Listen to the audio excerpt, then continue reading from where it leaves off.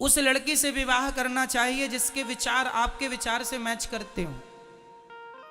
आप चाय पीते हैं और आपकी पत्नी चाय नहीं पीती, कॉफी पीती है, तो विचार मैच नहीं करेंगे, लड़ाई होगी। पत्नी कहेगी आज कॉफी ही पी लीजिए, पति बोला नहीं कॉफी नहीं, चाय बना, नहीं मैं तो कॉफी बना के बैठी हूं, मैं तो कॉफी पीती हूं। लो, दोनों में भेदभाव होगा, दोनों में झगड़ा होगा, क्योंकि विचार मैच नहीं करते। पति सब्जी सब्जी खाता है, पत्नी दाल दाल खाती है, अब विचार मैच नहीं कर रहे हैं। या फिर दोनों में से एक उसके हिसाब का बन जाए तो झगड़ा नहीं होगा। यदि विचार नहीं मिल रहे हैं तो झगड़ा होगा, विवाद होगा। इसलिए शादी के पहले लड़की को, लड़कों को देख लो। लड़की के माँ बाप लड़कों को अच्छे से देख लिया करो। शराबी तो नहीं है, लड़की की जिंदगी बर्बाद हो जाती है शराबी पति मिल जाता है तो। रोती हैं बेटियां कि शराबी मिल गया, बहुत कष्ट देता है शराबी, कोई सुख नहीं है किसी भी प्रकार का। इसलिए शादी के पहले खूब अच्छे से देखो, शराब तो नहीं पीता, गलत संगत में तो नहीं है, सेल्फ है, काम धाम करता है, उससे विवाह करो। किसी से भी ना बांध दो अपनी लड़की को भाग्य का बहाना बना के जो भाग्य में था मिल गया। भाग्य के पहले भी तुम्हारे पास समझदारी है, सही निर्णय ले लो ना। जो मिलना है वो तो मिलना ही है, पर फिर भी हम कर्म तो अच्छे से अच्छा ही करते हैं। भाई दूध में मक्खी कोई धोखे से पी जाए अलग है, पर आंखों के सामने मक्खी पड़ी हो तो नहीं निगला जाता ना। क्यों? दूध में मक्खी, धोखे से कोई दूध पी गया और उसमें मक्खी थी, बताया नहीं, पी गया कोई बात नहीं, पर जानकर तो मक्खी नहीं पीबती कि आंखों के सामने दूध में दिख रही और कोई पी जाए। उसी प्रकार विचार कर लो शादी के पहले, लड़की और लड़कों के विचार मैच हो जाएं फिर विवाह करो। और जब हो जाएं तो कोई किंतु परंतु नहीं, बस फिर रिश्तों को निभाओ। फिर कोई ऑप्शन नहीं है कि छोड़ दें, कि ये कर लें, कि ना जी, केवल निभाओ। अब कोई ऑप्शन नहीं बचा। शादी के पहले ही ऑप्शन होते हैं कि ये नहीं वो नहीं वो नहीं वो। अब तो निभाओ, जैसी है जैसा है निभाओ। पति की सेवा नारी का परम परम परम धर्म है। इसलिए मैया पति की सेवा करो, जैसे भी हैं तुम्हारे नारायण हैं, और पत्नी जैसी है तुम्हारी लक्ष्मी है। अब सेवा करो एक दूसरे की, एक दूसरे में समर्पण कर दो। आज पति पत्नी का झगड़ा बहुत होता है। मैया जानती हो झगड़ा क्यों होता है? आप पति पत्नी कितने हो? पति और पत्नी कितना हुआ मिलाकर? बोलो मेरी मां, जोड़ के बताओ। पति प्लस पत्नी बराबर कितना? पत्नी प्लस पति बराबर बराबर दो नहीं मैया, एक। कैसे? कैसे? क्योंकि पत्नी को अर्धांगिनी कहा जाता है। पत्नी को क्या कहा जाता है? यदि पति और पत्नी आप दो रहेंगे तो झगड़ा सदा होगा। जो लोग कह रहे हैं दो, उन्हीं के जीवन में झगड़ा है। और जो एक हो गए तो एक आदमी एक से कैसे झगड़ा करेगा? झगड़ा के लिए दो चाहिए ना। तो आप तो एक हैं, पति और पत्नी मिलकर एक हो गए तो झगड़ा नहीं है ना। भगवान शंकर जी को आपने देखा है? उनका अर्धनारीश्वर शरीर देखा है? कैसा है? आधा वो स्त्री है और आधा वो, दोनों मिला के एक हुआ कि नहीं? दोनों मिल गए, एक हो गए। तो पति पत्नी कभी दो होते ही नहीं है।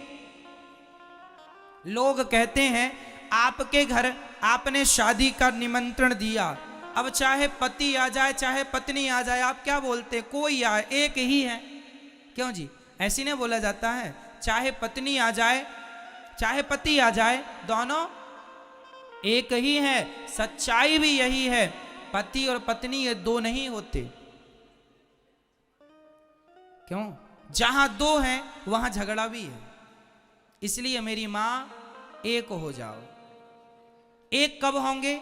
जब पति समर्पण करेगा पत्नी में, और जब पत्नी समर्पण करेगी पति में। जब आप लोग एक दूसरे के आगे समर्पण कर देंगे तो दोनों मिलकर एक हो जाएंगे। और एक हैं तो झगड़ा नहीं है, झगड़ा तो दो में होता है।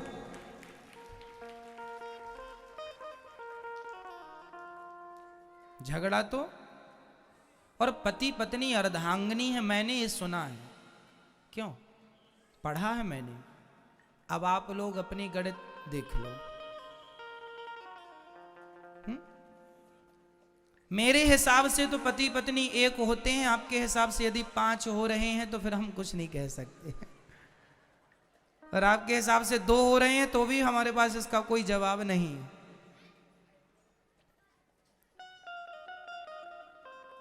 ठीक है मैया? तो आज से पति पत्नी कितने? 1, 2 नहीं। आपके पति को कोई गाली दे तो वो गाली किसकी है? वो हमें दे रहा है। और आपकी पत्नी को कोई गाली दे तो वो गाली आपको, और आपके पति को कोई गाली दे वो गाली आपको, क्योंकि आप 2 हैं ही नहीं। कोई आपके पति का अपमान करे, वो अपमान किसका है? बोलो मेरी मां। कई बार तो आप लोग अपने पति का मजाक उड़ाती रहती हो, और कई बार पति लोग भी पत्नियों का मजाक उड़ाते रहते, अपनी पत्नी का, घरवाली का मजाक उड़ाते हैं। कई बार ना देखो, मजाक मजाक में भी ना कई बार लोगों को बुरा लग जाता है। इसलिए मजाक भी उचित मजाक हो, अनुचित ना हो कि कुछ भी कह दो पत्नी को। पत्नी को कुछ कह दो, पति को कुछ ना जी। यदि पत्नी ही अपने पति का सम्मान नहीं करेगी और पति ही अपनी पत्नी का सम्मान नहीं करेगा तो बताओ फिर कौन किसका सम्मान करेगा? कौन करेगा? आप ही अपनी पत्नी का अपमान करेंगे समाज के आगे तो समाज में कौन फिर सम्मान करेगा? इसलिए सदा अपनी पत्नी का सम्मान करो और सदा अपने पति का सम्मान करो। माता सती की कथा सुनाता हूं आपको। माता सती अपने पिता के यज्ञ में गई थी, दक्ष के यज्ञ में। वहां सबका हिस्सा देखा था माता सती ने, पर भगवान शंकर जी का हिस्सा नहीं देखा। तो माता सती गुस्सा आ गई कि पिताजी आपने मेरा अपमान किया, मैंने सहन कर लिया, मैंने कोई आपत्ति नहीं जताई, आपने मुझे गालियां दी, सहन कर लिया, पर मेरे पति का अपमान मैं सह नहीं सकती। एक अच्छी स्त्री ना अपना अपमान बर्दाश्त कर लेती है, अपने पति का अपमान बर्दाश्त नहीं करती। एक अच्छा पति अपना अपमान बर्दाश्त कर लेगा, पत्नी का अपमान। रावण ने सीता मां को चुरा लिया। राम जी का क्या घट रहा था? राम जी तो राजा थे, आगे तो राजा ही बनते, तो राजाओं की तो 4-4 पत्नियां होती हैं। सीता को ले गया रावण तो ले जाने देते, दूसरा विवाह कर लेते, तीसरा विवाह कर लेते, चौथा दशरथ जी ने तो 3 विवाह किए ही थे तो राम जी भी कर लेते, क्या दिक्कत थी? लेकिन नहीं, नारी का सम्मान मेरा सम्मान है और नारी का अपमान मेरा अपमान है। नारी को चुराया है रावण ने, मेरी अर्धांगिनी को चुराया है, उसने मेरा अपमान किया है। अकेले राम जी उस रावण से लड़ गए जिसकी सेना बड़ी थी, जिसकी ताकत ज्यादा थी, लेकिन राम जी धर्म के रास्ते पर थे और जो धर्म के साथ होता है। रावण ने युद्ध करते समय बोला, रावण के पास बड़ा रथ था, वो रथ पर चढ़कर युद्ध करता और राम जी पैदल युद्ध करते। रावण हंसता, अरे राम तुम्हारे पास तुम्हारी हमारी कोई बराबरी नहीं है, तुम्हारे पास तो युद्ध के लिए रथ भी नहीं है, नंगे पांव जमीन पर खड़े हो। राम जी ने जवाब दिया, रावण ये मत सोच कि मेरे पास रथ नहीं है, तेरे पास सोने चांदी का रथ है, मेरे पास धर्म का रथ है, मैं धर्म पर खड़ा हूं।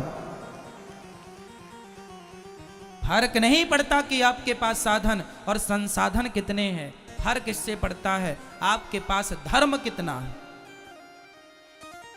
धर्मो रक्षति रक्षितः, जो धर्म की रक्षा करता है धर्म उसकी रक्षा करता है। इसलिए पति का धर्म है। लोग कहते हैं प्रेम की निशानी ताजमहल है, ना जी, प्रेम की निशानी ताजमहल नहीं, प्रेम की निशानी राम सेतु है, जो राम जी ने माता सीता के लिए बिना खंभों का सेतु बना दिया। यदि प्रेम की निशानी ताजमहल है तो ताजमहल बनाने वाले ने दूसरी, तीसरी, चौथी, पांचवी, छठी, सातवीं शादी क्यों की? राम जी ने तो सीता के सिवा दूसरे से विवाह नहीं किया। इसलिए प्रेम की निशानी क्या? जोर से, राम सेतु भगवान राम ने माता सीता के लिए बनवाया। तो पति का अपमान भी नहीं देखना है और पत्नी का अपमान भी नहीं देखना। ये सच्ची गृहस्थी है। तुम एक हो, अपमान नहीं करो एक दूसरे का, और कोई करे तो उसको चुप करो। ज्यादा बात करे चुप ना हो, ऐसे लोगों को मुंह ना लगाओ, वहां से चल पड़ो, तुम्हारा बाप भी क्यों ना हो। माता सती जलकर भस्म हो गई, पर अपने पति के द्वारा, अपने पिता के द्वारा अपने पति का अपमान बर्दाश्त नहीं किया। और आजकल की बहुत सारी स्त्रियां ऐसी होती हैं जो अपने छोटे से झगड़ा हुआ पति से और तुरंत भागकर मायके चली गई, और मायके गई तो वहां पे उनके पापा ने, उनकी माता जी ने, अरे बेटी तुम हमारे लिए बोझ थोड़ी हो, तुम मायके ही रहना, ससुराल जाने की जरूरत नहीं है। दामाद जी को हम बताएंगी हमारी बेटी को प्रसन्न नहीं रखा। अब दामाद जी का फोन आया, सासू माँ वो भेज दीजिए हमारी पत्नी को। नहीं दामाद जी, अच्छा नहीं किया आपने हमारी बेटी के साथ, नहीं भेजेंगे। लड़की बोली, माँ अब देखो सुधर गए हैं, पति का फोन आया, हमें जाने। ना बेटी ऐसे नहीं, तो हमारे हिसाब से चल, तेरा पति नाक रगड़ता आएगा तब जाना। तो तुम कैसी कलयुगी पत्नी हो, अपने पति का इतना बड़ा अपमान कि तुम्हारा पति सॉरी बोल रहा है, उससे तुम्हारा पेट नहीं भरा। रही गलती सबसे होती है, छोटी छोटी बातों में छोड़कर ना चली जाया करो। और तुम कहती हो मेरा पति नाक रगड़ने आए, तो तुम अपने पति को नाक रगड़वाना चाहती हो, यही तुम्हारा पातिव्रत है। ऐसी स्त्रियां पतिव्रता नहीं कुलटा कहलाती हैं, जो अपने पति को ये कहती हैं कि नाक रगड़ता आए तब जाऊंगी।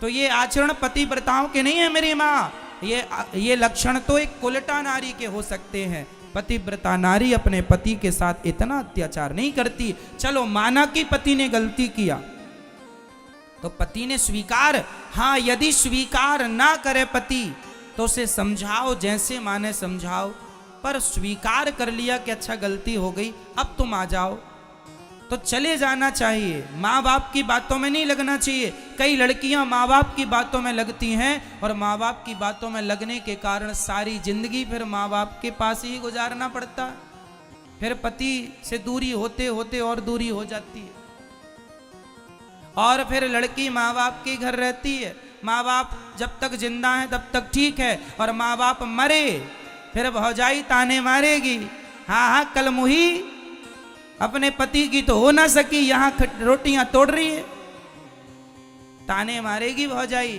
फिर सहन कर लोगी। इसलिए गलत निर्णय ना लेना मेरी माँ। माँ बाप के चक्कर में बहुत सारे घर बिगड़ गए बेटियों के माँ बाप के कारण। जरूरत से ज्यादा मम्मी पापा का जो मोह बेटियों से होता है ना, ये तुम्हारा मोह भी बेटियों के लिए हानिकारक होता है। जरूरत से ज्यादा मोह। शादी के बाद बेटी अपने माँ से एक एक घंटे बात करती है, माँ खा लिया। खुद की सास भूखी, उसे नहीं पूछा कि खा लिया माँ, वहां पूछ रही है 1000 किलोमीटर दूर फोन लगा के माँ खा लिया। खुद की सास को नहीं गिलास भर पानी दे रही है और माँ खा लिया। अरे तुम अपनी माँ की सेवा कर लो, सासू माँ की, तुम अपनी सास की सेवा कर लो, वहां तुम्हारी माँ की बहू उसकी सास की सेवा कर लेगी, अपने आप सब व्यवस्थित हो जाएगा। बेटियों को लगता है सास की सेवा ना करना पड़े, केवल माँ की सेवा मिल जाए तो मैं माँ को खुश रखूं। अरे सास भी तो माँ ही है। तुम्हारी बुद्धि ये कब ठीक होगी राम जाने। तुम सास को माँ नहीं समझती हो।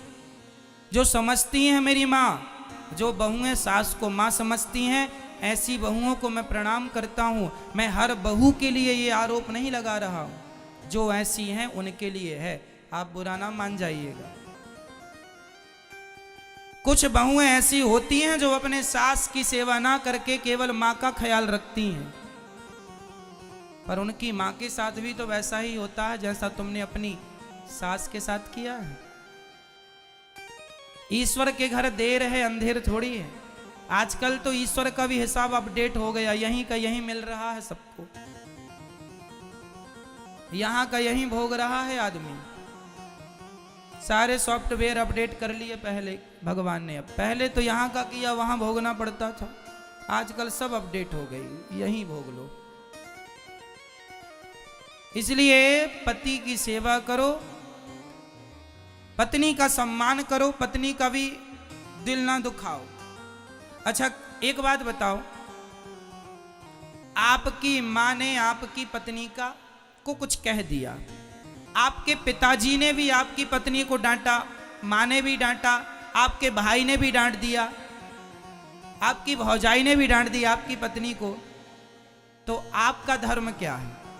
माना कि आपकी पत्नी को आपके पिता ने डांट दिया, आपकी माँ ने डांट दिया, आपके भाई ने डांट दिया, आपकी भौजाई ने डांट दिया, मतलब घर के सारे सदस्यों ने आपकी पत्नी को डांटा, और आपको जब पता चला कि सबने डांटा, तो आपका धर्म क्या है? क्या धर्म है आपका? उस समय आप भी अपनी पत्नी को डांटोगे? यदि आप भी अपनी पत्नी को डांटोगे तो फिर सोचो कि उस पत्नी का आपके घर में पक्षधर कौन बचा? कौन पक्ष लेगा? कोई एक तो ऐसा हो आपके घर में जो आपकी पत्नी का पक्ष लेता हो। यदि गलत है तो उसे समझाया जाए, पर छोटी छोटी बातों में सारे घर वाले उसे डांटें और उसका पक्ष कोई ना ले, तो मेरे भारत का कानून जब जानते हो कैसा है? यदि आपके खिलाफ कोई केस है और आप गए अदालत, तो वहां आपके पास कोई वकील नहीं है ना, तो सरकार अपनी ओर से एक वकील आपको लगाएगी और आपका पक्ष वो सरकारी वकील रखेगा। क्यों जी? है ना? तो एक महिला को कोई तो चाहिए जो उसके पक्ष में बोले। सास ने डांट दिया, ससुर ने, जेठानी, सबने डांट दिया और पति ने भी चढ़ाई कर दी, तो फिर बताओ वो महिला अकेली हो गई उस घर में, उसको लगा इस घर में तो मेरा कोई नहीं है। इसलिए नारी पति का धर्म होता है कि जब घर में नारी पर संकट आए और झूठा आरोप कोई नारी पर, आपकी पत्नी पर लगाए, उस समय आपको अपने पत्नी का पक्ष लेना चाहिए। यही धर्म है।